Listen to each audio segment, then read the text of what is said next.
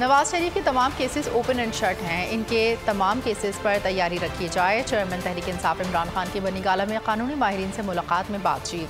कहा, अदालतों ने नवाज शरीफ को सजा दी हुई है। नवाज शरीफ के पास अपनी बेगुनाही का कोई सबूत नहीं। कानूनी तौर पर नवाज शरीफ किसी सूरत नहीं बच सकता। इमरान खान ने वाज़ेह किया कि अदालतों का एहतराम करते हैं, हर केस का सामना करेंगे। कानूनी माहिरीन ने बनी गाला के सर्च वारंट के मामले पर बताया कि बनी गाला के सर्च वारंट की कानूनी अहमियत नहीं, किसी भी वक्त चैलेंज किया जा सकता है। नवाज शरीफ के तमाम केसेस ओपन एंड शट हैं। इनके तमाम केसेस पर तैयारी रखी जाए। चेयरमैन तहरीक इंसाफ इमरान खान की बनी गाला में कानूनी माहिरीन से मुलाकात में बातचीत। कहा, अदालतों ने नवाज शरीफ को सजा दी हुई है। नवाज शरीफ के पास अपनी बेगुनाही का कोई सबूत नहीं। कानूनी तौर पर नवाज शरीफ किसी सूरत नहीं बच सकता।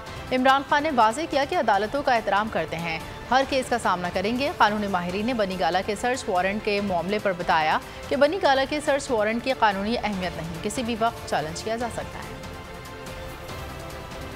मैं हूं जैस्मीन मंजूर और आप मुझे देखेंगे सिर्फ बोल पर।